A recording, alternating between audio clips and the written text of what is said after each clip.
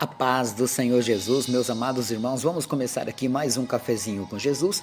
Eu sou o pastor Alex que apresenta o cafezinho e nós estamos em um estudo muito gostoso que é o estudo do livro de Gênesis, né? Eu não sei se eu já comentei aqui nesse estudo todo, mas eu vou falar. Você sabia que o livro mais antigo da Bíblia não é Gênesis? Ele fala do início, né? Gênesis fala do início, mas quem escreveu foi Moisés. E o que acontece? Existe um livro mais antigo do que Gênesis. Não estou falando de que fala de outro princípio, não. O primeiro livro a ser escrito não foi Gênesis, foi o livro de Jó, tá entendendo? Muitos estudos apontam para o livro de Jó como o mais antigo. Bom, isso é só uma curiosidade para você ter um entendimento. A própria Bíblia cronológica, eu também tenho ela, e é uma Bíblia muito legal, muito boa. A Bíblia cronológica começa com Jó, para você ter uma ideia, né? Lá tem algumas coisinhas muito interessantes. Mas, vamos lá? Antes que eu me esqueça, já começou a votação lá na minha página no Facebook, Cafezinho com Jesus, o sabor do saber. Vai lá e dê seu voto, né? Qual é o próximo livro que nós vamos estudar? Eu já coloquei lá e você dá o seu voto lá, tá bom? 1º e 2º Samuel é um voto, Ruth é o segundo voto e Jonas o terceiro voto, né? Você vai lá e escolhe qual você gostaria de estudar com o pastor Alex. E assim que terminarmos Gênesis, eu vou fazer a contagem e ver qual livro vocês escolheram. Amém? Vamos lá?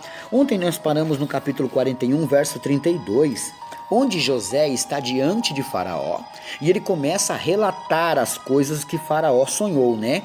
Lembra que Faraó sonhou com as vacas e com as espigas? Então, e agora José começa a interpretar o sonho, mas ele está dizendo que toda a glória é de Deus, não é dele, né? E nós paramos no verso 32. Só que olha que interessante, José não é nada bobo. José vai dar um conselho para o rei. Olha, vocês vão ter 7 anos de fartura e 7 anos de escassez.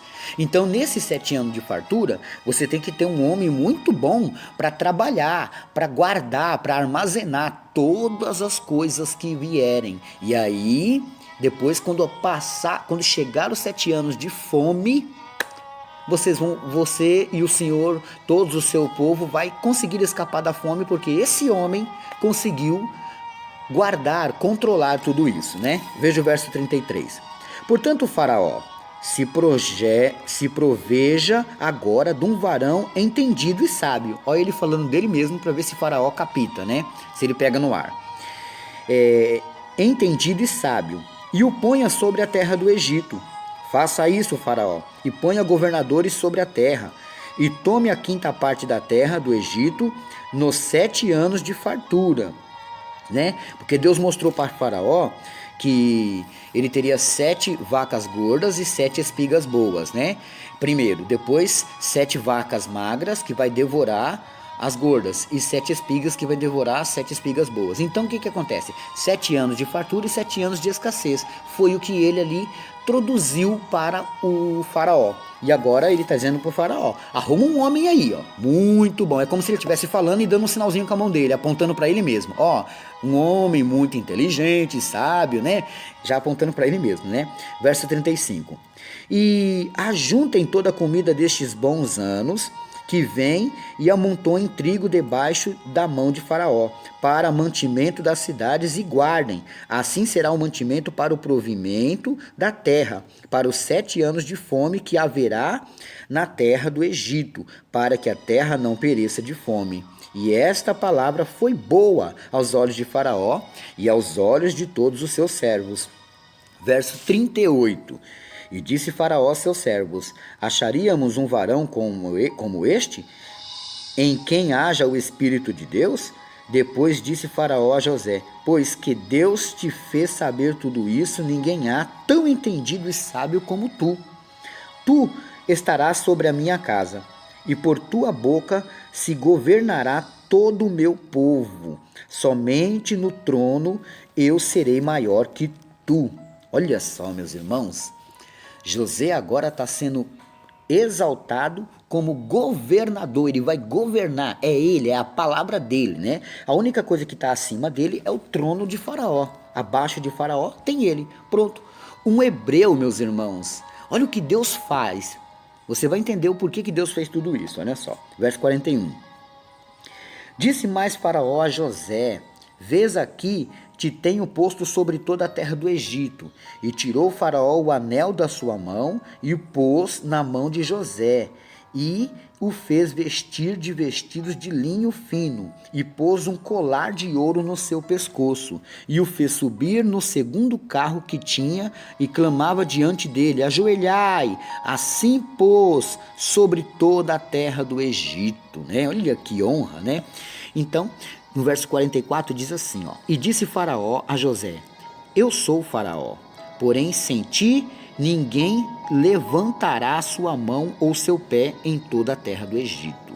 E chamou Faraó o nome de José Zafenate Paneia. Você vai lá no meu Instagram, na minha página, no Facebook. Eu quero que você me repita qual é o nome de José que Faraó mudou. Faraó mudou o nome de José. Qual é o nome dele? Eu vou dar uma dica. Zafenate Paneia, tá? Meu Instagram, para quem não tem, Pastor Alex Cafezinho, né? Vamos lá?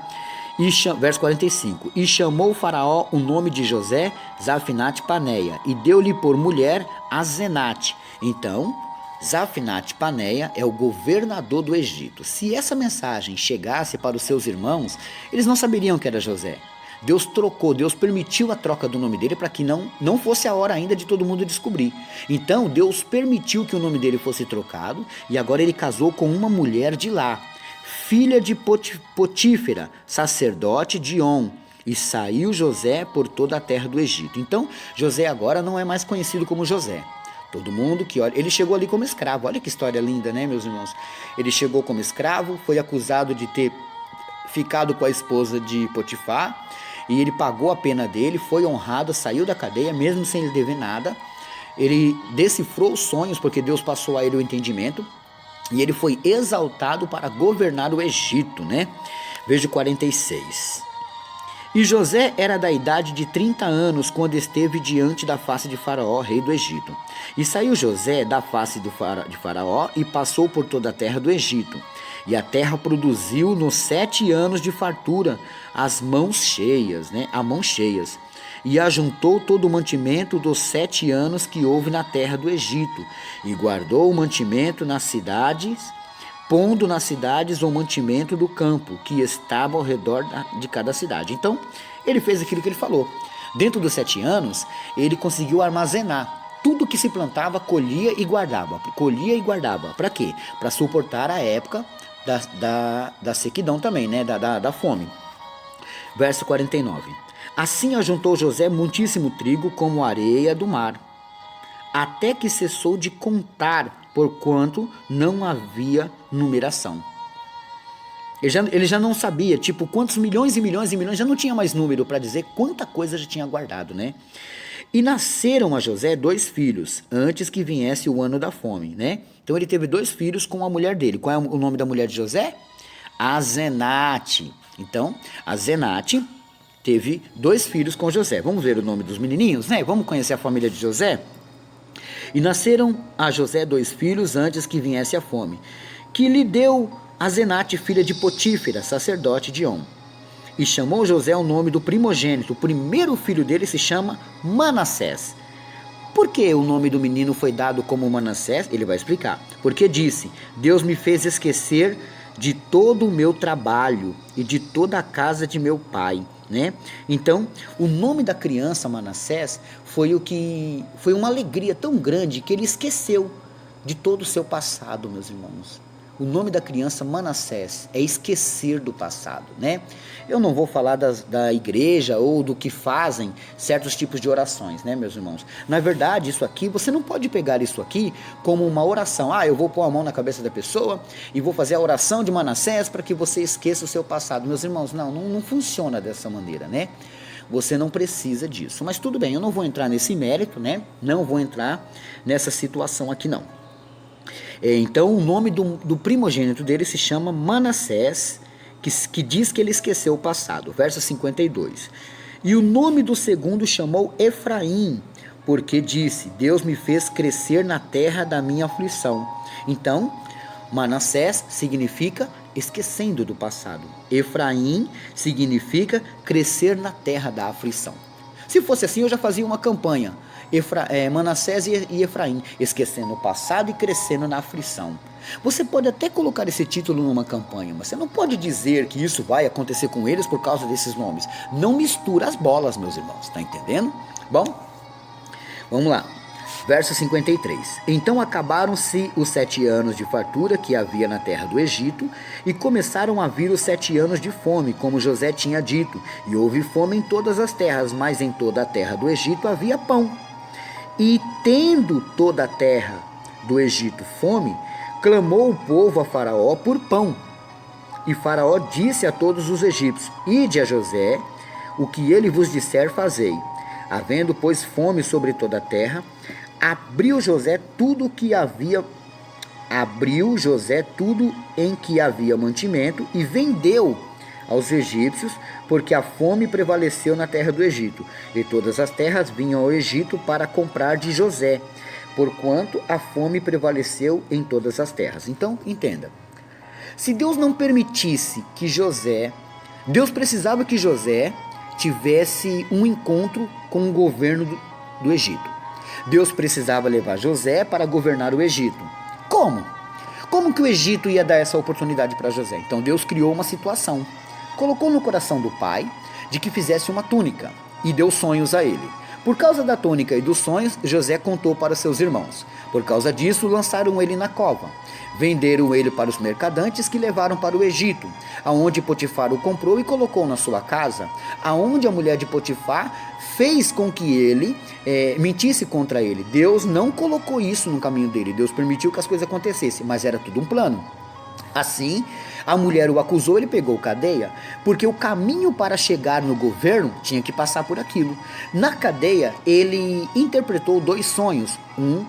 Os 2 aconteceram, um morreu e um foi exaltado. O que foi exaltado esqueceu de José, mas quando Deus deu um sonho a Faraó, Faraó não tinha quem o interpretasse, ficou chateado. Aquele se lembrou de José e colocou José de frente com Faraó. Faraó agora, eu estou narrando toda a história para você, Faraó agora vê que o seu sonho é interpretado, 7 anos de fartura, 7 anos de fome, e ele coloca José como governador do Egito. José como governador, dentro de 7 anos, ele coloca todos os mantimentos guardados, meus irmãos, e assim ele se torna governador do Egito, e todas as pessoas que necessitam de comida, precisam comprar de José. José agora não é mais chamado de José, é chamado de Zafinate Paneia, e casado com Zafenate, pai de 2 filhos. O seu primogênito se chama Manassés e o segundo filho, Efraim. E eu paro por aqui e amanhã tem mais. Olha só, lição de casa, Salmo 103, verso 3. Salmo 103, verso 3. Meus irmãos, não consegui parabenizar os irmãos ontem, porque o áudio acabou muito rápido, né, meus irmãos? Não deu para cortar e voltar, mas eu vou parabenizar hoje que ainda dá tempo, né? O aniversário foi ontem, me perdoa mesmo, meus irmãos. Fez aniversário ontem a irmã Adélia, né? Um abraço para ela. Ela pertence ao grupo Mulheres Guerreiras. Ela é lá de Mato Grosso do Sul, né?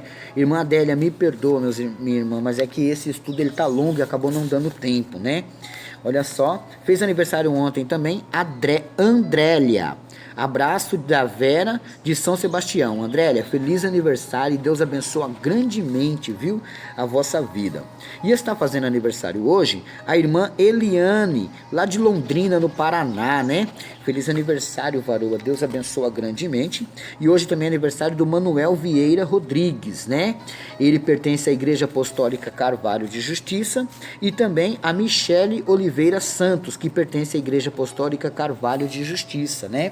Bom, tem mais 2 aniversariantes. A irmã Veranice, lá de Minas Gerais, feliz aniversário, varoa, Deus abençoa grandemente. E a irmã Beatriz, que é filha da irmã Rosa, lá da Bahia, né? Beatriz, feliz aniversário, Deus abençoe a todos e amanhã tem mais.